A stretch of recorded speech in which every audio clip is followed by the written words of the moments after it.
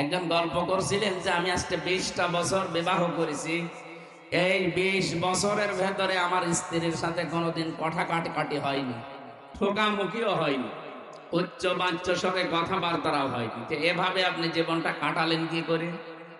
বাসর রাতে স্ত্রীকে আমি জিজ্ঞাসা করলাম যে আপনি কি চান।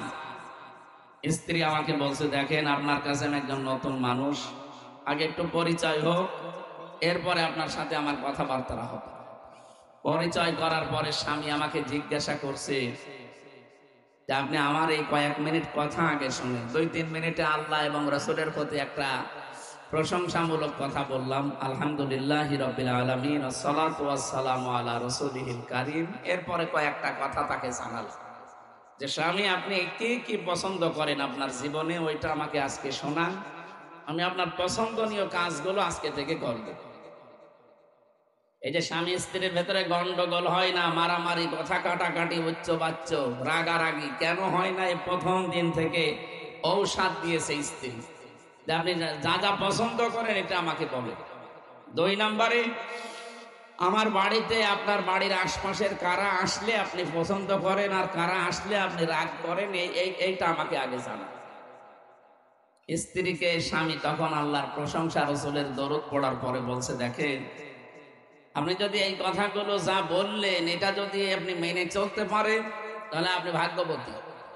1 নম্বরে, আমি এই জিনিসগুলো পছন্দ করি, তার ভেতরে অন্যতম আমি চাই যে বেশি সময় আপনি বাবার বাড়ি যেয়ে থাকেন, এটা আমি পছন্দ করি না। অনেক স্বামী হয়তো মুখে ফুটে বলতে পারে না, স্ত্রী দেখা যায় যে বছরের পর বছর, মাসের পরে মাস বাবার বাড়িতে পড়ে আছে। হয়তো তার মা বাবা এবং তার ভাই বোন তার বাড়ি এই সমস্ত দেখার কারণে তাকে মুখ ফুটে কিছু বলতে পারছে না। এটা কিন্তু স্বামীর কাছে অসহ্য একটা বিষয়। সম্মানিতা মা বোনেরা, যেহেতু স্বামী স্ত্রীর সম্পর্ক শুধু দুনিয়ায় শেষ না, এটা কিয়ামতের পরেও শেষ হবে না।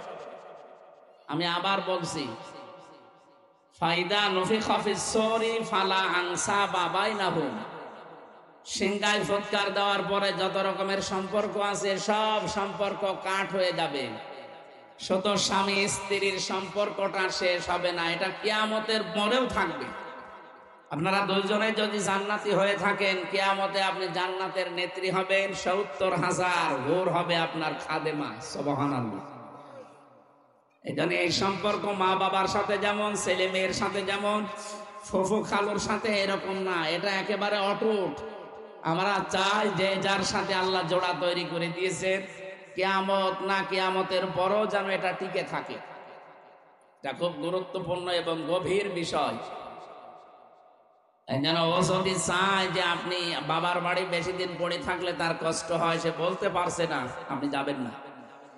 স্বামী বলছে আমি চাই আপনার মা বাবা এবং আপনার ভাই বোন আত্মীয় স্বজন যারা আছে তাদের সাথে সম্পর্ক থাক, কিন্তু আমি বেশি ওখানে যাওয়া পছন্দ করি না। ঠিক আছে, এটা আমি মেনে নিলাম।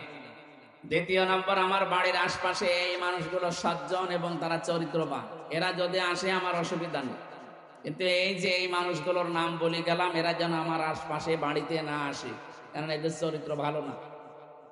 নবীজি বলেন আল্লাহ সবচাইতে বেশি ঘৃণা করেন ওই নারীর প্রতি, ওই পুরুষের প্রতি, যে পুরুষ তার প্রতিবেশীর স্ত্রীর সাথে ব্যভিচারে লিপ্ত হয়, লাইন করে, পরকিয়া করে, এই মানুষটার প্রতি আল্লাহর আরশ পর্যন্ত কাঁপতে থাকে। নাউজুবিল্লাহ।